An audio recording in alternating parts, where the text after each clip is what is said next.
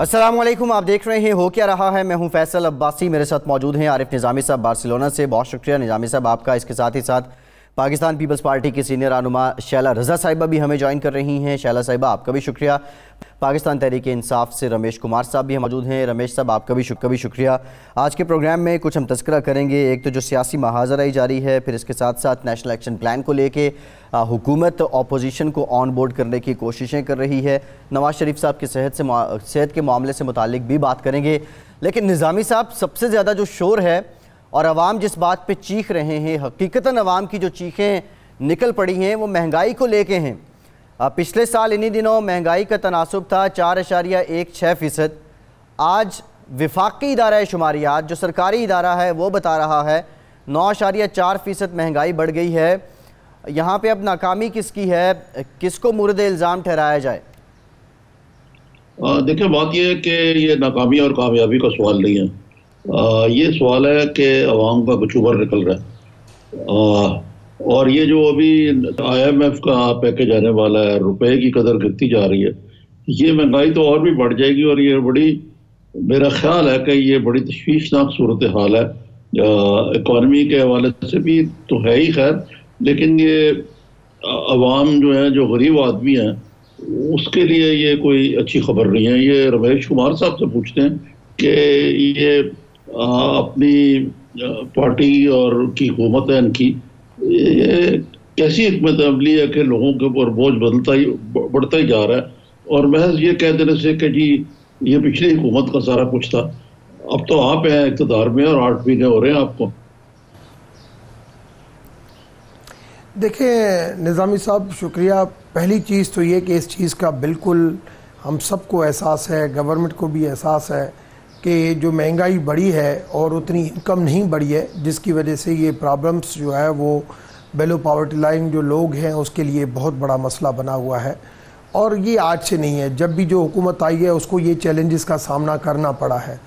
मगर उस चैलेंजेस के हल के लिए जो सॉल्यूशन हमने टेम्पररी ज़रूर ढूंढे, मगर परमानेंट सॉल्यूशन नहीं ढूंढे। जो टेम्पररी सॉल्यूशन आया उसके लिए यह हुआ कि टेम्पररी रिलीफ हुआ, मगर लॉन्ग टर्म जो है वो उसका रिलीफ नहीं, लॉन्ग टर्म वो प्रॉब्लम बढ़ी कि लॉन्ग टर्म जो उसके असरात थे वो ज़्यादा ख़तरनाक आने थे। तो उस हवाले से मुल्क के अंदर जो हमने जब भी, जैसे आज भी अगर फेडरल गवर्नमेंट की जो पोजीशन है, जो भी हमारे पूरे पाकिस्तान की मुख्तलिफ जो FBR या मुख्तलिफ इनडायरेक्ट टैक्सेस के ज़रिए या डायरेक्ट टैक्सेस, एक जो कलेक्शन है वो कलेक्शन, अगर आप उसके जो कलेक्शन होती है उस कलेक्शन से आप डिफेंस की जो पेमेंट जाती है, NFC के जो पैसे जाते हैं और जो इंटरेस्ट के जो मार्कअप के जो पैसे जाते हैं, तो फेडरल गवर्नमेंट -600 पे खड़ी रहती है। अब -600 पे आज खड़ी हुई है और दिन ब दिन ये पोजीशन पीछे होती जा रही है। अब गवर्नमेंट ने ये तय किया है कि हमें टेम्परेरी मेयर्स इन अवाम के एहसास को रखते हुए हमें रखने भी हैं, मगर उससे पहले हमें पाकिस्तान के हालात को देखते हुए रखने हैं कि पाकिस्तान के हालात उस तरीके से हम परमानेंट लेवल पे बेहतर करते जाएं कि ये जो 600 बिलियन जो माइनस से हम शुरू करते हैं फेडरल बजट, और जो हम जब भी बजट बनाते हैं तो माइनस में हमें बनानी पड़ती है, तो उसको हम कैसे पॉजिटिवली लेके जाएं। शैला साहिबा, जो गुर्बत मुकाओ प्रोग्राम है, अब जो बेनज़ीर इनकम सपोर्ट प्रोग्राम भी था, अब उसको उसके ज़ैली कर दिया गया है। गुर्बत मुकाओ प्रोग्राम के वो जो काउंसिल बनाई गई है, इस तरह के इनिशिएटिव्स तो अपनी जगह ठीक हैं, लेकिन पसीने की जगह आवाम का जो अब तेल निकल रहा है महंगाई की वजह से, इसके लिए शॉर्ट टर्म इकदाम आपके पास कोई तजवीज़ है जो आप फेडरल गवर्नमेंट को दे सकें? अच्छा, शुक्रिया। देखिए, मेरे जितनी इकॉनमी पे थोड़ी बहुत मालूमात है, उसमें किसी भी मुल्क के लिए और ख़ास तौर पर जो कि तरक्की पजीर मुल्क हैं, और मैं समझती हूँ कि सरप्लस बजट नहीं होना चाहिए, बजट को हमेशा डेफिसिट में होना चाहिए। डेफिसिट बजट अच्छा होता है, जो मैंने फाइनेंस के और इकॉनमी के लोगों से सुना है। अब मुझे नहीं मालूम कि इन्होंने क्या बात कही, मैंने जो सुना था मैंने वो शेयर किया। दूसरी जो बात है वो ये है कि देखिए, ये जो इनकम सपोर्ट प्रोग्राम था और है इंशाल्लाह रहेगा, इनकम सपोर्ट प्रोग्राम जो था ये पुअरेस्ट के लिए था, और ये एक स्कोर मीटर के थ्रू है, और इसमें काफ़ी ममालिक का पैसा भी इसीलिए है कि ये एक स्मूथ तरीके से चल रहा है। इसके कुछ कंपोनेंट्स थे, वो ये थे कि 3 साल तक जो इनकम सपोर्ट जिसे मिलेगा तो उसको फिर उन ख़वातीन को हम एक जगह करके बैलेटिंग करेंगे और उन्हें वसीला-ए हक़ देंगे, यानी कि उनको 3 लाख का अमाउंट था जिसको देकर उनको कारोबार का मौका दिया जाएगा। इसी तरह वसीला-ए रोज़गार था कि अगर कोई, और इसी तरह वसीला-ए सेहत था, वसीला-ए तालीम था कि जिस औरत को ये मिल रहा है उसके घर में जो बच्चे हैं उनके, लेकिन हमारी बदकिस्मती कह दें या आवाम की बदकिस्मती कि हमारे बाद नून लीग ने इस प्रोग्राम को ख़राब करने की कोशिश की, उन्होंने भी इसका नाम बदलने की कोशिश की। अब बजाय इसके कि इसके कंपोनेंट्स को बहाल किया जाए, नवाज शरीफ साहब ने उसे मरियम का ख्वाब कह के इन कंपोनेंट्स को जो है वो किया। अब यहाँ पे ये सेहत कार्ड लेकर आ गए, जबकि उसने वसीला सेहत में ऑलरेडी ये सब कुछ मौजूद है। और आप अगर कोई भी चीज़ कर रहे हैं तो आप उसी में करें ना। मसलन ये कि आप उन फैमिलीज़ को कहें कि आप अपने बच्चों को भेजेंगे तो ये आपको वसीला तालीम मिलेगा। अगर आप इस अपने क्या कहते हैं, इससे अपने पैरों पे खड़े होना शुरू करेंगे तो हम वसीला सेहत देंगे आपको। अगर आप जो हैं वो कारोबार करना चाहेंगे तो हम वसीला कारोबार या वसीला हक़ देंगे। उस कंपोनेंट को बहाल नहीं करते, एक 500 रुपये उसमें बढ़ाएंगे महीना और एक मिनिस्ट्री क्रिएट करेंगे और उसको छोटा करके हम अपना नाम बड़ा करेंगे। भाई वो ऑलरेडी एक कॉम्प्रिहेंसिव प्रोग्राम है। निज़ामी साहब, आपसे मैं जानना चाहूँगा, एक और फैसला हुकूमत का टैक्स एमनेस्टी स्कीम लानी है, और इससे पहले 1950s के बाद से लेकर अब तक बहुत सी टैक्स एमनेस्टी स्कीम्स लाई गई हैं। मईशतदान ये कहते हैं कि इनसे फ़ायदा हासिल नहीं हुआ। पीटीआई जब खुद अपोजिशन में थी वो कहते थे काला धन सफ़ेद किया जाता है। आपकी नज़र में ये टैक्स एमनेस्टी स्कीम कितनी मुख्तलिफ होगी और इससे क्या बजट से पहले कौन से अहदाफ हासिल किए जा सकते हैं? देखें ये जुमा 8 दिन नहीं हुए इस हुकूमत के आने से पहले। जब हारून अख्तर थे ये एडवाइज़र थे इस पे FBR पे, टैक्स कलेक्शन पे, तो वो उनके एक ब्रेन चाइल्ड थी एमनेस्टी स्कीम, और उसमें काफ़ी पैसे भी आए। हुआ ये कि वो जब पैसे आए तो कहा गया था नो क्वेश्चन आस्क्ड, और आप से कोई नहीं पूछा जाएगा, आप काला धन सफ़ेद करें। तो ये एक तरीका था कि मुल्क की जो दिवाली इकॉनमी उसको बूस्ट देने का। लेकिन हुआ ये कि जब वो यहाँ लोग जो पैसे लेके आए उनको कहा तो गया कि आपको पूरी तरह एमनेस्टी है। उन्होंने कहा जी हमने तो कहा था कि एमनेस्टी है, लेकिन इसका यह मतलब नहीं कि आप नैब वाले जो आपसे नहीं पूछ सकते। तो वो बुनियादी बात यह है कि मौजूदा हुकूमत की जो एमनेस्टी स्कीम है, इसका जैसे आप कह रहे हैं कोई फ़ायदा नहीं होगा। उसकी वजह यह है कि क्रेडिबिलिटी कोई नहीं है। देखें ना, अगर आपकी एमनेस्टी स्कीम का मतलब है कि आप काला धन लेके आए, फिर इसका मतलब है कि आपको पूरी, जिससे लफ्ज़ है कि ब्लैंकेट माफ़ी होगी। अगर आपको नैब ने पकड़ लेना है या FIA ने पीछे पड़ जाना है या उसको आपने तशख़ीस बाम कर देना है, तो ऐसी एमनेस्टी स्कीम जो है वो किस तरह कामयाब होगी। अभी आपको पता है कि हुकूमत ने एक बॉन्ड फ्लोट किए थे, वो इतनी बुरी तरह नाकाम हुए इसी वजह से कि हमारी इकॉनमी पे और हमारी हुकूमत की जो मौजूदा हुकूमत ने जो ये करप्शन की एक मंत्रा लगाई हुई है, इतनी ख़राब हो गई क्रेडिबिलिटी कि पाकिस्तान में कोई इन्वेस्ट करने को तैयार नहीं है। मेरा तो ख्याल है कि रमेश कुमार साहब से पूछें कि भाई ये आपकी हुकूमत जो है ये मुल्क को किस तरफ ले जा रही है। ठीक है निज़ामी साहब, रमेश साहब की तरफ आते हैं। एक ब्रेक जा रहा है, ब्रेक के बाद वापस आएंगे तो रमेश साहब से यहीं से सिलसिला शुरू करेंगे कि हुकूमत क्या कर रही है। और टैक्स एमनेस्टी में बहुत से लोग ऐसे हैं जिनके बाद में शिकवे मौसूल हुए कि हम बाकायदा तौर पे अब इस सिस्टम में आना भी चाह रहे थे, लेकिन बहुत सी तौजीहात पेश की गई और उन लोगों के लिए मुश्किलात भी रहीं जो पिछली मुस्लिम लीग नून के दौर में टैक्स एमनेस्टी स्कीम आई थी। ब्रेक के बाद इससे मुतालिक भी बात करेंगे। अवैस मुजफ्फर टप्पी साहब का जो मामला है इससे मुतालिक भी हम जानने की कोशिश करेंगे। हमारे साथ रहिए।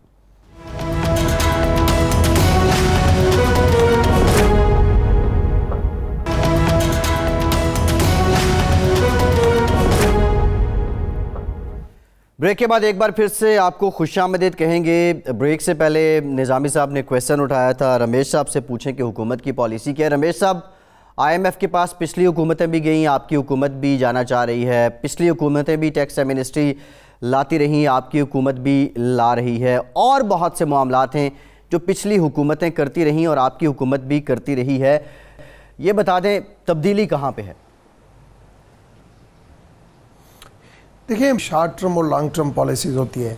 लॉन्ग टर्म में तो हम चाहते हैं कि जो भी टैक्स पेयर है वो टैक्स के नेट में आए, मगर वो इतना जल्दी मुमकिन नहीं है, स्लोली होगा। अब हमें इनडायरेक्ट टैक्सेस के ऊपर जाना है। क्यों नहीं हम इस प्रॉपर्टीज़ के ऊपर जो नॉन फाइलर हैं, जिसके ऊपर हमने थोड़ी सख्ती की थी, इस गाड़ियों के ऊपर सख्ती की थी, तो जिसकी वजह से वो ग्रोथ जो है वो रुक जाती है, वो एम्प्लॉयमेंट रुक जाती है, वो बिजनेस रुक जाता है, क्योंकि लोग जो है फिर अपने पैसे जो है वो कैश डॉलर की सूरत में रखते हैं और डॉलर की यहाँ पे डिमांड बढ़ जाती है और डॉलर जो है वो हमारी मार्केट से गायब हो जाता है और बैंकों में भी पैसे नहीं रखते। तो कुछ चीज़ों में कुछ चाहते हुए भी नहीं चाहते हुए भी हमें थोड़ी सी नरमी दिखानी पड़ेगी कि हमारे मुल्क के अंदर बिजनेस जो है वो चलता रहे। उस हवाले से थोड़ी सी पॉलिसी के अंदर हमने लूज़ किया है कि ये इस पॉलिसी के अंदर हमने थोड़े से कुशन दिए हैं कि किस तरीके से बिजनेस बढ़े। प्रॉपर्टीज़ के हवाले से हमने नॉन फाइलर को हम चांस देने का सोच रहे हैं कि नॉन फाइलर जो लेगा, मगर इसकी वैल्यू हम एक्चुअल के ऊपर लेके जाए कि टैक्स कम से कम हमारे वो पास आए। सेम तरीके से गाड़ियों के ऊपर कर रहे हैं, फाइलर को हम बेनिफिट देने जा रहे हैं। एक तो ये हमने इशू रखा हुआ है कि किस तरीके, जब ये बिजनेस बढ़ेगा, ग्रोथ बढ़ेगी, एम्प्लॉयमेंट बढ़ेगी, नहीं तो अनएम्प्लॉयमेंट का भी जिक्र आता है। आप कहते हैं तो फिर भाई नए पाकिस्तान का नारा कहाँ गया? देखिए, नए पाकिस्तान के अंदर तो हम तो चाहते हैं सारे नेटवर्क में आए, मगर उसके लिए आपको थोड़ा सा टाइम देना पड़ेगा। अगर हम टाइम की बात करते हैं तो आप कहते हैं कि आज 8 महीने के अंदर आज इन्फ्लेशन 9% पे पहुंच गई। भाई 9% पे इस वजह से पहुंचेगी कि आप उस हवाले से टेम्पररी रिलीफ के ऊपर नहीं जाओगे तो ये बढ़ती जाएगी। तो हमें या टेम्पररी या लॉन्ग टर्म, हमें कम से कम एक तरफ चलें। रमेश साहब, लॉन्ग टर्म का वक्त भी आ जाएगा, लॉन्ग टर्म का वक्त भी आ जाएगा, अब थोड़ा सा बैलेंस तरीके से आगे बढ़ना पड़ेगा। जी शैला साहिबा, देखिए, अगर आप लॉन्ग टर्म में जा रहे हैं तो क्या अवाम डॉर्मेंट कंडीशन में है कि उनको हम हाइबरनेशन में भेज देंगे और वो जो है उस पूरे वक्त में ना खाएंगे, ना पिएंगे, ना ट्रांसपोर्टेशन उनकी प्रॉब्लम होगी। आपको ये हर हाल में देखना होगा कि अवाम को आप खाली पेट नहीं सुला सकते, उसको उसकी मूवमेंट नहीं रोक सकते। आप जो हैं, आपको मालूम था कि IMF के पास जाना है, आप कि क्या पॉलिसी थी, आपको सारे प्रॉब्लम्स पहले से मालूम थे। मैं एक और सब्जेक्ट की तरफ आना चाहता था कि एक तरफ तो ये इकोनॉमी का हाल है, दूसरी तरफ ये है कि PTI के अंदर जो टॉप प्लेयर्स हैं, यानी जहांगीर तरीन साहब का शुमार उन लोगों पे होता है जिन्होंने सबसे कलीदी किरदार अदा किया पंजाब में हुकूमत बनवाने के लिए बिलखुसूस। ये और बात है कि वो डिस्क्वालीफाई हो गए। अब शाह महमूद कुरैशी साहब खुल्लम खुल्ला उनके ऊपर तनकीद करते हैं कि जी वो कैबिनेट मीटिंग में क्यों बैठते हैं। कैबिनेट मीटिंग होती है तो इमरान खान साहब जहांगीर तरीन साहब को डिफेंड करते हैं। वो कहते हैं कि मैं उनको मदऊ करता हूँ एक्सपर्टीज़ के तौर पे उनकी, और ये मेरा वो इस्तेकाक है कि मैं किसको बुलाऊँ या ना बुलाऊँ। एक तो ये बात हुई। दूसरी तरफ जहांगीर तरीन साहब ने असद उमर की इक़्तिसादी अमली पे भी तनकीद की है और कहा कि ये जो बर वक्त फैसले ना किए जाएं वो उनका फिर असर जाता रहता है। मसलन उनकी इशारा गालबन IMF पे देर से जाने की वजह से। ये तो खैर एक बहस की जा सकती है, लेकिन ये क्या वाकई हकीकी जमहूरियत है PTI के अंदर इतनी के जो की प्लेयर्स हैं वो खुल्लम खुल्ला दस्तों गिरबां हो गए। अब शाह महमूद कुरैशी साहब जो है उनकी लास्ट प्रायोरिटी लगता है कि फॉरेन मिनिस्ट्री थी। वो पंजाब के चीफ मिनिस्टर बनना चाहते थे। वो कहते हैं कि जहांगीर तरीन ने मेरे बंदे को 10 करोड़ रुपए दे के तो उसको हरवा दिया वहाँ पे। तो ये इतनी ज़्यादा महाजराई और इतनी पर्सनलाइज्ड किस्म की जो टॉप प्लेयर्स के दरमियान जो है, ग्रुप्स कितने PTI के अंदर इस वक्त? देखिए, ग्रुप्स तो पहले कहा गया जी 3 दफा इलेक्शन कमिश्नर बदले गए कि इलेक्शन कराने पार्टी में, मेरे मौखर होते गए कि फिर जब हम इक़्तिदार में आएंगे तो फिर ठीक हो जाएगा मामला।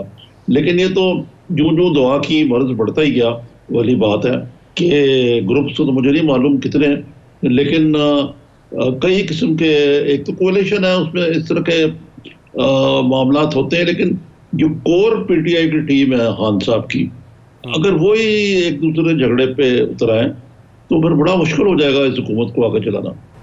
ठीक है रमेश साहब, ज़रा इससे मुतालिक भी बता दें, माजी में भी हुकूमतों में वज़रा के इख्तलाफ रहते थे। एतजाज़ हसन साहब की आज भी मिसाल दी जाती है कि पार्टी क़यादत से इख्तलाफ करते हैं, लेकिन ये पीटीआई के अंदर जो कुछ हो रहा है, क़यादत से इख्तलाफ और बात है, ये तो आरिफ लड़ रहे हैं। आरिफ निज़ामी साहब, हर political party, democratic political parties में एक लीडर का लिहाज ज़रूर होता है, मगर डिफरेंट ओपिनियन के लोग ज़रूर होते हैं, और ये खूबसूरती है डेमोक्रेटिक पॉलिटिकल पार्टीज़ की। मगर इंटरनल अफेयर्स जो है वो इंटरनल मैटर्स को बाहर डिस्कस करना इस तरीके से ओपन जो नहीं होना चाहिए था, जो परसों हुआ वो मैं नहीं समझ रहा। और माजी में एजाज चौधरी साहब या अपना रज़ा रब्बानी साहब, ये बहुत सारी चीज़ें ऐसे आती रही, नाहिद खान आती रही, नाहिद खान का जो मौक़िफ़ होता था, जुल्फ़िकार मिर्ज़ा का होता था, या नून लीग के अंदर चौधरी निसार और परवेज़ रशीद का होता था, ख्वाजा आसिफ, ये मुख्तलिफ ग्रुपिंग और हर चीज़ें होती हैं, मगर लीडर का काम है सबको इकट्ठे लेके चलना और लीडर के साथ जो है, क्योंकि उस लीडर के नीचे, हाँ, लीडर को अगर कोई नहीं माने और उसके ऊपर अगर कोई ऐसी चीज़ हो तो वो फिर क्वेश्चन मार्क बनती है। और इंटरनल मैटर्स को मैं तो यही कहूँगा कि इंटरनली डिस्कस होना चाहिए, वो बाहर इस तरीके से मीडिया के ऊपर नहीं आनी चाहिए चीज़ें। हाँ, लेकिन देखे ना, ये मुझे याद है जुल्फ़िकार भुट्टो साहब के दौर में भी एक दाएं बाजू ग्रुप होता था, कौसर न्याजी, मुस्तफा खर, ये सब इकट्ठे थे। दूसरी तरफ थे शेख रशीद, ये वाले वो वाला शेख रशीद जो बाबा सोशलिज्म थे, वो बिल्कुल अल्ट्रा लेफ्ट थे, खुर्शीद हुसैन मीर और कई लोग थे उसमें। लेकिन बाज़ लोग कहते थे कि आइडियोलॉजिकल है, कुछ लोग कहते हैं कि जो टॉप लीडरशिप है वो ये इस तरह लड़ा के मुख्तलिफ लोगों को वो खुद अपने आप को स्ट्रेंथन करती है। अब मेरा नहीं ख्याल कि खान साहब के ज़हन में ये है।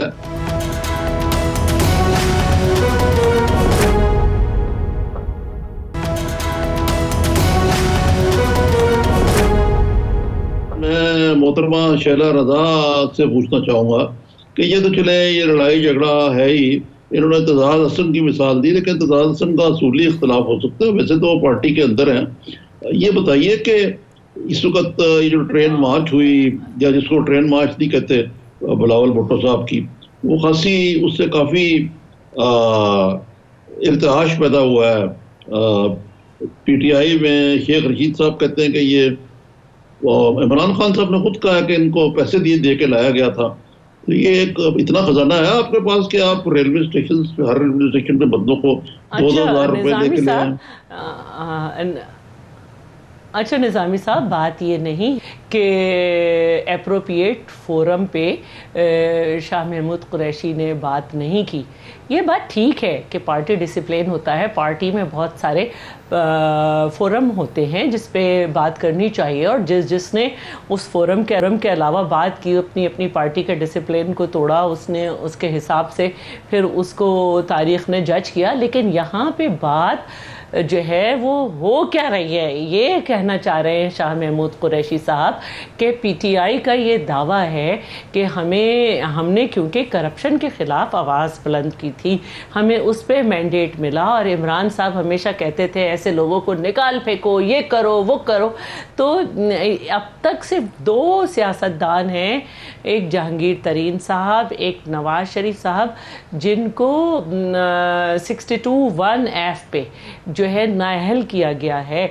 और नवाज शरीफ साहब के लिए जो उनके अल्फाज थे कि उनको अपनी पार्टी का भी सदर नहीं होना चाहिए, फिर शहबाज शरीफ साहब अभी जिन पे मुकदमात ही हैं, अभी तक कुछ हुआ नहीं है, उनका नाम भी ECL में डालने के बाद जो ये बात थी कि इनको PAC नहीं देनी चाहिए क्योंकि इन पे मुकदमात हैं, क्यों पे इन पे मुकदमात हैं, अभी उनका फैसला नहीं हुआ। लेकिन एक शख्स को अदालत ने मुस्तनद कर दिया कि ये जो है ये करप्ट है, नाअहल है, उसको आप बराबर में बिठा रहे हैं, तो आपके असूल का है। दूसरी बात जो है वो ये है कि ट्रेन का जो हमारा कारवाने भुट्टो निकला, ये कहीं से भी मज़ाहमती मार्च नहीं थी, ये एक मोटिवेशन थी। शहीद जुल्फ़िकार अली भुट्टो का 40वां कल यौम शहादत है। अब उस पे एक चैनल जिसके ओनर ने एक तब्दीली पसंद पार्टी बनाई थी और ना सिर्फ वो शर्जील इनाम मेमन से 18,000 से हारे, बल्कि हुकूमती पार्टी के एक वज़ीर साहिबा हैं, उनके कज़न भी हैं, तो उनको इतना हक़ तो बनता है ना कि हमारे ख़िलाफ़ ये प्रोपेगेंडा करें। तो इस पे मैं क्या बात करूं। अब मैं सिर्फ ये बात करना चाहती हूँ कि देखिए आजकल सोशल मीडिया पे ये बात हो रही है कि लोग इमरान साहब को ये याद दिला रहे हैं, जब तुम्हारे मुल्क में टैक्स पे टैक्स लगे, बिजली गैस और हर चीज़ महंगी हो जाए तो समझ लो वज़ीर आज़म चोर है। आजकल लोग ये याद दिला रहे हैं। और शाह महमूद कुरैशी को इस्तेमाल करते रहे नियाज़ी साहब, जब वो धरने पे थे तो क्या उन्होंने कहा मैं पार्लियामेंट पे लानत भेजता हूँ, लेकिन फिर शाह महमूद कुरैशी आए, उन्होंने कहा मेरा सियासी क़िबला है। तो ये इनसे ये रहे हैं तज़ादात। जी निज़ामी साहब, अवैस मुज़फ़्फ़र टप्पी को लेके पहले खबरें आई कि उन्हें हिरासत में ले लिया गया है इंटरपोल की मदद से, बाद में इन खबरों की तरदीद कर दी गई। ये अफवाहें उड़ाई किसने थी और इनका मकसद क्या था? मुझे एक चीज़ ऐड करने देंगे, मुझे एक चीज़ ऐड करने देंगे निज़ामी साहब, ताकि सवाल मुकम्मल हो जाए। मतलब जब ये अफवाह हुई तो बहुत चैनल्स ने इसको ब्रेकिंग न्यूज़ दिया, लेकिन जब इसकी नफ़ी हुई तो एक टिकर चल रहा था कभी कभी। तो ये भी ज़रा इस पर भी बात कीजिए। चलें ठीक है, आपने शिकवा पहुंचा दिया। जी निज़ामी साहब। हाँ देखें ना, ये मीडिया को ये ठीक कह रही है कि फेयर होना चाहिए एंड बैलेंस्ड होना चाहिए, ये तो अपनी जगह पे। आपने कहा अफवाह किसने उड़ाई, बिलावल भुट्टो साहब की थ्योरी है कि ये महंगाई के जो नया तूफान आया उससे लोगों की तवज्जो उठाने के लिए ये शोशा छोड़ा गया, और ये किसी ने ये तक कहा गया कि FIA ने उसकी कंफर्मेशन दी है, वहाँ से इंटरपोल से कंफर्मेशन हुई है, लेकिन बाद में पता लगा कि ये खबर दुरुस्त नहीं। इसी तरह बाज़ लोग तो कहते हैं कि ये जो शाह महमूद कुरैशी वाला और जहांगीर तरीन वाला सोचा है, ये भी इसलिए जान के छोड़ा गया कि लोगों चैनल इस तरफ लग जाएं और ये कोई बात ना करे यार कि इन्फ्लेशन इतनी हो गई है, महंगाई इतनी हो गई है, मसाइल इतने खड़े हो गए। लेकिन मैं इतना स्ट्रेटेजिस्ट नहीं समझता PTI को कि उन्होंने कोई ऐसी एक असेंबली बनाई होगी। मेरी राय तो यही है, रमेश साहब से पूछते हैं। ठीक है, खैर रमेश साहब इससे मुतालिक भी बता दें कि ये डेलिबरेटली तो नहीं है कि अवाम के बुनियादी मसाइल से तवज्जो हटाई जाए। और दूसरा, कुरैशी साहब को बड़ा इंपॉर्टेंट टास्क भी दिया गया है खान साहब की तरफ से कि नेशनल एक्शन प्लान पे, मिलिट्री कोर्ट्स पे अपोजिशन को ऑन बोर्ड लिया जाए। कब तक, कोई टाइम फ्रेम भी है? 1 हफ्ते, 2 हफ्ते, 3 हफ्ते में अपोजिशन को राज़ी कर लिया जाएगा? देखिए मैं समझता हूँ पार्टी के अंदर जहांगीर तरीन का एक तरफ रोल है, शाह महमूद कुरैशी का दूसरी तरफ रोल है, मगर दोनों का इम्पॉर्टेंट रोल है। और दोनों जो है वो इसकी पोजीशन भी आप देखेंगे फॉरेन मिनिस्टर है और इनका रोल पार्लियामेंट के हवाले से ज़्यादा बनता है। और तो इस वजह से ये जो चीज़ें होती हैं, और इसको कोइंसिडेंट्स तो आप कह सकते हैं मगर डेलिबरेटली नहीं कह सकते कि अवामी इशू से अगर डेलिब्रेशन के ऊपर हम जाएंगे तो फिर तो जब भी ऐसे मैं बात करूंगा कि भाई जब भी JIT की बात आती है तो 18th अमेंडमेंट बीच में आ जाती है, तो ऐसे इशू बनते हैं। और रही बात इब्रार शाह ने जिस तरीके से पैसे बांटे, तो वो ब्रेकिंग न्यूज़ इस वजह से आई कि इब्रार शाह जो उसका MNA था जिस तरीके से कर रहा था, मैंने तो थोड़ा बहुत उसके ऊपर देखा, मगर मैं डर्टी चीज़ें नहीं देखता हूँ, नहीं चाहता हूँ कि इस किस्म की पॉलिटिक्स होनी चाहिए। माजी में भी एक मरतबा धरना हुआ था तो इस तरीके से पैसे दिखाए गए थे। मैं ये चीज़ें जो है वो इसको रिग्रेट करना चाहिए, इन चीज़ों को अप्रिशिएट नहीं करना चाहिए। एक डेमोक्रेटिक लीडर जो है वो अपनी पॉलिटिकल स्ट्रगल के तहत जब बाहर निकलता है तो लाजमी है उसके अंदर 80% सच्चाई होती है, 20% जो है नहीं भी सच्चाई होती है। तो वो 20% सच्चाई जो है, तो जो नेगेटिव चीज़ें होती है वो 80% को ओवरलैप नहीं करती है। और जो सही समझदार लोग होते हैं वो उसको और देखते हैं, जो नेगेटिव लोग होते हैं वो और लोग। बाकी रही बात हमारे मीडिया का, वो मीडिया को तो वो चीज़ दिखानी होती है कि कौन सी चीज़ जो है लोग किसको पसंद करेंगे। मगर मैं समझता हूँ अब लोग तमीज़ और तहजीब को ज़्यादा पसंद करते हैं। और आज आप देखेंगे माजी के अंदर जो टीवी के ऊपर जो बहुत ही ज़्यादा बोलते थे वो जाते थे, अब तो कम से कम मैं जाता हूं तो मैं पूछता हूं कि सामने बात करने वाला कौन है। शैला रज़ा जाती है कमर जमान जाता है तो पूछते हैं कि सामने बात करने वाला और कौन है। तो अब मुआशरे के अंदर तब्दीली आ रही है इस हवाले से। वो बर्क गिरती है तो बेचारे मुसलमानों पर, मुहावरतन मैं ये कह रहा हूँ, सारा इल्ज़ाम जो है वो आप मीडिया पे ही डाल दें। एक ब्रेक लेते हैं, ब्रेक के बाद वापस आएंगे तो ये की कोशिश करेंगे कुरैशी साहब को अब जो एक बार फिर ये टास्क दिया गया है नेशनल सिक्योरिटी के मैटर्स पे, नेशनल एक्शन प्लान को लेके, मिलिट्री कोर्ट्स को लेके, कि वो तमाम जो स्टेक होल्डर्स हैं उन्हें ऑन बोर्ड लिया जाए, इस पर किस हद तक पेशरफ्त होगी, कब तक होगी, इससे मुतालिक जानेंगे। हमारे साथ रहिए।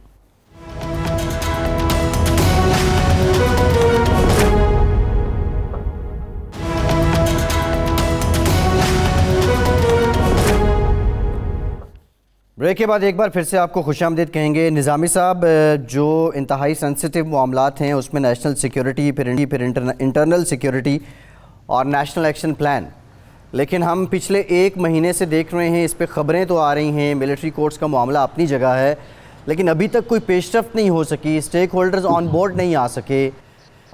आगे अगले हफ्ते में, एक हफ्ते में, 2 हफ्ते में आपकी नज़र में क्या कोई बड़ी पेशरफ्त होगी?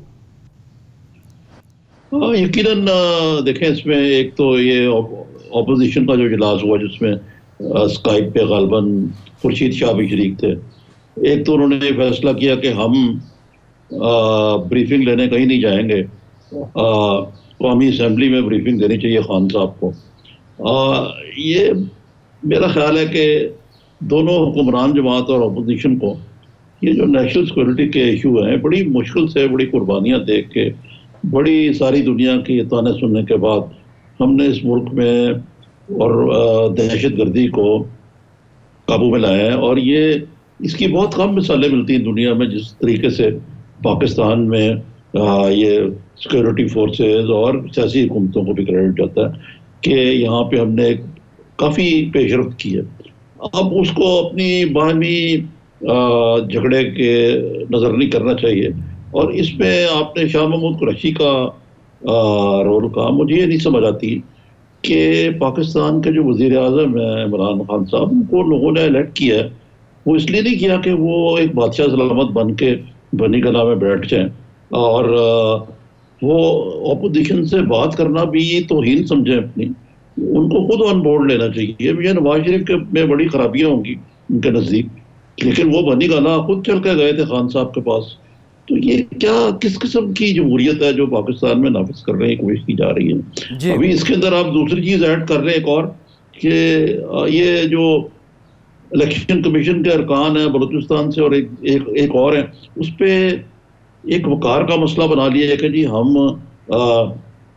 लीडर ऑफ द अपोजिशन से मैं हाथ नहीं मिलाऊंगा, मैं बैठ के बात नहीं करूंगा। पहले प्रिंसिपल सेक्रेटरी से खत ले लाया, अब उन्होंने कहा मुझे हक हासिल है, खत ले लें, टेक इट और लीव इट। वो कहते हैं कि ये मैंने कह दिया है कि ये मीनिंगफुल कंसल्टेशन है, इसलिए मीनिंग कंसल्टेशन है। नहीं, अब तो खत लिख दिया है जी, खत तो लिख दिया है। खत में यही लिखा ना कि इस खत को आप मीनिंगफुल कंसल्टेशन समझें। यही तो मेरी बात समझने की कोशिश नहीं कर रहे आप, कि भाई ये ऐसी चीजें होती हैं जिसमें आपको बैठ के 1-on-1 बैठना चाहिए या अपने साथियों के साथ बैठना चाहिए। ये कुछ जमहूरियत लाने का तरीका है? ये बादशाह सलामत है खान साहब या पाकिस्तान के वजीर आजम है? तो मेरा तो ख्याल है कि मैं, माफ कीजिएगा, मैं जरा तरफ नवाई करता हूँ, रमेश साहब से पूछें कि उनके क्या व्यू है इसके बारे में, क्यों इस तरह का रवैया। रमेश साहब, पहले खत जो हैं वो वज़ीर आज़म के सेक्रेटरी लिख रहे हैं अपोजिशन लीडर को, अपोजिशन लीडर एतराज़ लगा के वापस भेजते हैं। वज़ीर आज़म खुद खत लिखते हैं और ख़त के मतन में लिखते हैं कि मेरे सेक्रेटरी ने भी ठीक ही लिखा था। हुकूमत में आने के बाद अपनी अनाओं को कैसा ठीक लिखा था? जो वो कह दे वो ठीक है। हाँ, अपनी अनाओं को, अपनी जिद को साइड पे रखना पड़ता है। जी, पहली चीज़ तो ये कि कॉन्स्टिट्यूशनल कुछ बाइंडिंग्स होती हैं और उस बाइंडिंग्स को पुराने पैटर्न के तहत चलना है या नए पैटर्न के तहत चलना है या म्यूचुअल अंडरस्टैंडिंग के साथ चलना है, ये सारी चीज़ें माना रखती है। इसमें कोई शक नहीं। खत लिखा है, ठीक है, बेहतर है, और खत से भी जवाब आ जाए तो भी बेहतर है, मगर मिलने का भी जो है वो नहीं मिलना, ये भी गलत है। और क्योंकि सियासत के अंदर पहले पाकिस्तान होना चाहिए, अना नहीं होनी चाहिए, और ये चीज़ें जो है वो, मगर अब 22 साल एक दूसरे के खिलाफ बहुत इतनी स्ट्रगल्स हैं जिसकी वजह से मिलना जो है वो इतना। आप क्या कह रहे हैं कि इमरान खान ने शहबाज शरीफ से ना मिलकर गलती की है? मैं समझता हूं कि ये बर्फ़ पिघल जाएगी और आगे चल के ये चीज़ें जो है वो सॉल्यूशन की, तो पहले तो देखो ना पीएसी के चेयरमैन भी नहीं बन रहे थे, मगर बाद में पीएसी का चेयरमैन बन गए, अपोजिशन लीडर भी बन गए।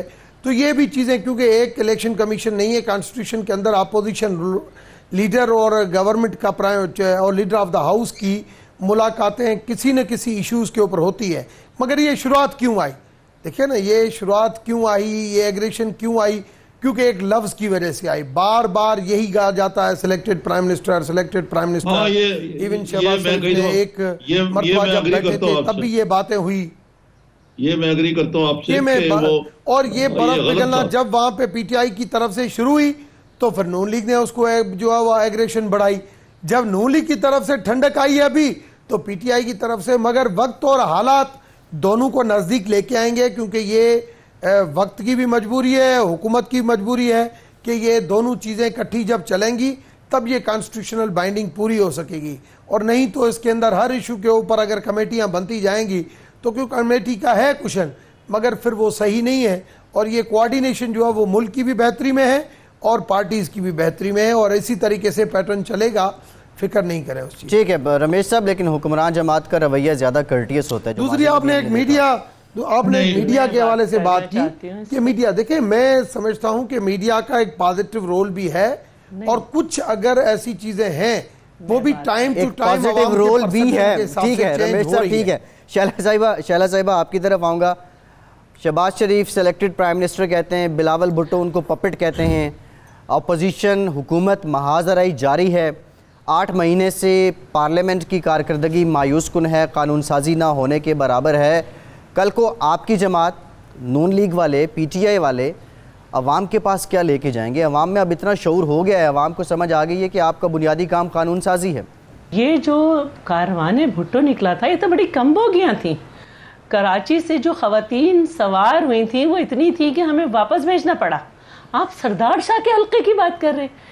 फिर इतनी औरतें थी कि हमने किसी और जगह पे औरतों को सवार नहीं होने दिया। आप कह रहे हैं कि स्टेशन तक लाने के पैसे दिए थे। इंसान को थोड़ा सा सियासी होना चाहिए, बस मैं यही कहना चाह रही हूँ। घबराएं नहीं, अभी हमने सिर्फ अपनी मैंने इतना तबसरा नहीं किया। मैंने इतना तबसरा नहीं किया। दूसरी बात मैं ये कहना, मुझे बात करने दें प्लीज, मुझे बात करने दें। मुझे देखिए, मैं आपने मेरे हवाले से बात की ना, मैं डर्टी पॉलिटिक्स के ऊपर नेगेटिव चीजें खा जाता हूँ, मगर उसके ऊपर जो नेगेटिव चीजें हमें ये समझना चाहिए कि जरदारी साहब किस मट्टी के बने हुए थे, किस तरह से उनके लिए बातें की गई जब वो ऐवान सदर में थे। और 18वीं तरमीम भी हुई, एनएफसी भी हुआ, सी पैक भी हुआ, रेमिटेंस भी वापस आया, कंकरेंट लिस्ट का खात्मा हुआ। तो इंसान को ये समझना चाहिए कि ये तमाम पॉलिटिकल पार्टीज़ और ये तमाम जो हमारे दावे हैं, इसमें प्रायोरिटी जो है वो है पाकिस्तान और पाकिस्तानी। आप किस सना का शिकार हैं, किसके लिए शिकार हैं, आपको आना पड़ेगा आगे। और हुकूमत जो होती है, गवर्नमेंट जो होती है, वो फलों का दरख्त होती है। उसका काम टॉन्ट करना नहीं, उसका काम सर्विंग होता है। आपके इंफॉर्मेशन मिनिस्टर हुकूमती पॉलिसीज़ के बजाय अपनी अपोजिशन पे बात करते हैं। आपके वज़ीर ख़जाना जिनका मुंह ना खुलता तो एक उनका तासुर रहता, वो वज़ीर आज़म की मौजूदगी में वल्दियत तक पहुंच जाते हैं और वज़ीर आज़म उसको सपोर्ट करते हैं। आपके वज़ीर रेलवे जो हैं वो सीधी सीधी धमकी देते हैं, फिर उनके कान में कुछ कहा जाता है तो वो बात बदलते हैं। तो आपको इस साइड सोचना भी नहीं चाहिए। आपका काम होना चाहिए कि आप क्या डिलीवर कर रहे हैं। आप मुझे ये बताएं, ये किसका काम है? हुकूमत का काम है कि वो असेंबली में बिजनेस लेकर आए, हुकूमत का काम है कि वो कोरम पूरा करे। मुझे निकाल के दे दें वो पूरा बिजनेस जो 8 महीने में जो ये ढंग की कोई चीज़ लाए हो। ये वज़ीर आज़म साहब जो हैं वो पता नहीं कहाँ से कूदते हुए आते हैं कि मैं अगर इस रास्ते से आया तो मुझे अपोजिशन से हाथ मिलाना पड़ेगा। तो आप अपनी आना में लेकिन शैला साहिबा, ऑपोजिशन की जानिब से भी जिस तरह ठट्ठे उड़ाए जाते हैं, जिस तरह बातें की जाती हैं, उससे असेंबली का माहौल तो खराब होता है। नहीं तो जिम्मेदारी का कब नहीं हुआ? जिम्मेदारी का एहसास, हमारा कोई एक बजट नहीं, ये लेजिस्लेशन लाए हम सपोर्ट करेंगे, ये अच्छी लेजिस्लेशन लाए हम सपोर्ट करेंगे। ठीक है। ये अपनी अना में कि सेक्रेटरी को मेरे कहने पे मैंने खत लिखा, भाई आपको नीचे आना पड़ेगा पाकिस्तान के लिए। हर वक्त कंटेनर पे जो आपको रटाई गई थी उन बातों से नीचे उतरे। ठीक है, बस हम तो यही कहते हैं। हमने आपको कहा इमरान साहब हम आपके साथ हैं। सिंध असेंबली में क्या हुआ 50 दिन? ये बात तो ठीक है ना कि शहबाज शरीफ साहब ने उनको कह दिया सिलेक्टेड प्राइम मिनिस्टर, या उन्होंने कह दिया पपेट, लेकिन जो हुक्मरान जमात खुद इमरान खान साहब की तरफ से कौन सी बेनौकत गालियां हैं, तकरीबन गालियां ही कह सकता हूँ उनको, जो अपोजिशन को नहीं दी जाती, इल्ज़ाम तराशी वगैरह वगैरह। लेकिन बुनियादी तौर पे इसमें सबसे ज़्यादा स्टेक होल्डर तो सब है, बुनियादी स्टेक जो है हुक्मरानों का है और प्राइम मिनिस्टर का है। उन्हें रॉयल्टी की तरह नहीं बिहेव करना चाहिए। अगर कह भी दिया तो कोई गलत किया, मैं समझता हूँ कि ये मैंने तो लिखा भी है कई दफ़ा कि ये गलत था जो शहबाज शरीफ साहब का रवैया था, लेकिन इसका मतलब ये नहीं कि आप पुट्टी कर लें, या जिस तरह शहला साहबा कह रही है कि वो अवॉइड करते हैं अपोजिशन को। ये तो एक किस्म की अनानियत है। आपको पता है पहले भी ऐसे ही था कि जब मोहतरमा बेनज़ीर भुट्टो पहली दफ़ा प्राइम मिनिस्टर बनी तो नवाज शरीफ पंजाब में वज़ीर आला थे, वो उनको रिसीव तक नहीं करना चाहते थे और वो यही रवैया था और कितनी देर वो हुकूमत चली। अब ऐसा मामला तो नहीं है, लेकिन बात यह है कि ये अपोजिशन और हुक्मरान जमात जो है ये इस दो बड़े इंपॉर्टेंट पहिए हैं जमहूरियत की गाड़ी का, उनमें से एक अगर नहीं चलेगा तो जमहूरियत कैसे चलेगी आगे? ठीक है। अच्छा निज़ामी साहब एक तो ये बता दें कि ये हुक्मरान जमात का ये रवैया क्या अपोजिशन के इत्तेहाद को मजीद मुस्तहकम करेगा? ऑलरेडी कर रहे हैं। आप देखें अब मॉडल टाउन में जो इजलास हुआ है, अब उन्होंने फिलहाल तो यही कहा कि हम पार्लियामेंट के अंदर जद्दोजहद करेंगे जो महंगाई और बेरोजगारी और ये जो पेट्रोल बॉम्ब गिरा है इस पे, लेकिन किसी मरले पे अपोजिशन अगर सड़कों पे आ जाए तो इट विल बी एन अगली सिचुएशन। अगर बेरोजगारी और महंगाई और बढ़ती है तो इसको अभी से प्रीएम्प्ट करना, जिस तरह के खुद जहांगीर तरीन साहब ने कहा कि फैसले जो है वक्त पर होने चाहिए, इनको बर वक्त अपोजिशन को ऑन बोर्ड लेना चाहिए। और ये हिया महमूद कुरैशी का काम नहीं है, ये खान साहब का काम है, वो वजीर आजम है, उनको लोगों ने रख किया है। अच्छा निज़ामी साहब, नवाज शरीफ साहब की सेहत से मुताल्लिक आज भी एक हॉस्पिटल में उनके कुछ टेस्ट हुए हैं। मरियम नवाज कहती हैं ये रिपोर्ट इस हफ्ते के आखिर में या अगले हफ्ते के शुरू में आ जाएंगी, लेकिन सियासी तौर पर अभी भी इस पर बहुत ज़्यादा बातें हो रही हैं। फवाद चौधरी साहब ने भी कहा कि अभी तक उनको दाखिल नहीं करवाया गया, ट्वीट्स आना बंद हो गए हैं। मैं शायद उन चंद लोगों में था जिन्होंने कहा था कि नवाज शरीफ साहब वाकई शदीद रील है, उनका मामला सीरियस है, और उनकी मेडिकल रिपोर्ट्स की वजह पे कहा था तो बहुत कुछ लोगों को बहुत बुरी लगी ये बात। वैसे मैं परवाह नहीं करता वो कि कोई क्या कहता है, हमारा काम है सही बात करना। ये अब इनकी जो मसला है उनका MRI हो रहा है, क्योंकि उनकी करोटिड आर्टरी का मतलब है कि जो गर्दन में जो आर्टरीज, गर्दन में खून जाना जो है वो बंद हो जाता है कुछ किस्म का। मैं मेडिकल एक्सपर्ट तो नहीं हूँ, लेकिन उनकी सिचुएशन जो है वो मुझे खासी सीरियस लगती है कि अगर उनके टेस्ट उस किस्म के आते हैं तो शायद उनको पाकिस्तान से में इलाज ना हो पाए उनका, और उनको बाहर जाने की इजाज़त भी देनी पड़े। टाइम कम है निज़ामी साहब। रमेश साहब शॉर्टली कमेंट कीजिएगा, नवाज शरीफ साहब की सेहत का मामला, कोई PTI में हुक्मरान जमात जो बयानबाजी कर रही है, कोई पॉलिसी शिफ्ट, शॉर्टली बताइएगा। देखिए मैं समझता हूँ किसी के हेल्थ इश्यूज़ के हवाले से, किसी के पर्सनल मैटर के हवाले से, ये सारी पॉलिटिकल पार्टीज़ में जब भी एक पर्सनल अटैक होता है मैं इसको हमेशा कंडेम करता हूँ। चाहे कभी कभी हमारे, क्योंकि मुझे बिलावल भुट्टो साहब के लिए भी इज़्ज़त है, जब हमारे लोग बिलावल के लिए बात करते हैं, या मियाँ साहब के साथ 3 मरतबा प्राइम मिनिस्टर आए, उसका कैरेक्टर क्या रहा, क्या उसने किया, वो कोर्ट देखेंगी, उसके हवाले से भी, बीमारी के हवाले से बात की जाती है तो भी गलत है, या ठीक है रमेश साहब के हवाले से या तरीके के हवाले से जब ऐसी बात की जाती है उसको भी कंडेम करता हूं। तो ये चीजें एथिक्स में आती हैं, और एथिक्स जो है लाहौर होगा, लाड़काना होगा या कराची में। रमेश भाई प्लीज देखिए, पाकिस्तान में मर्दों की एवरेज उम्र 55 और इससे कम होती जा रही है। लाजमी इससे पहले ही बीमारियां आ जाती हैं, जो हमारे सूरत हाल है। असल बात यह है कि फवाद चौधरी का ये बयान शेख रशीद के इस बयान को सपोर्ट कर रहा है कि ढील दी जा रही है। और कल जो उन्होंने कहा सुप्रीम कोर्ट को कि जिस तरह नवाज शरीफ को आपने रिलैक्स किया है इस तरह परवेज मुशर्रफ को करें, तो मैं ये समझती हूँ कि पीटीआई में अब्बू बचाओ तहरीक शुरू हो गई अब। ठीक है, बहुत शुक्रिया शैला रज़ा साहिबा, बहुत शुक्रिया आपका। रमेश कुमार साहब का भी शुक्रिया, निज़ामी साहब आप बार्सिलोना में हैं, आपका भी शुक्रिया। आज के प्रोग्राम से इतना ही, अपना फीडबैक ज़रूर दीजिएगा। फैसल अब्बासी को इजाज़त दीजिए।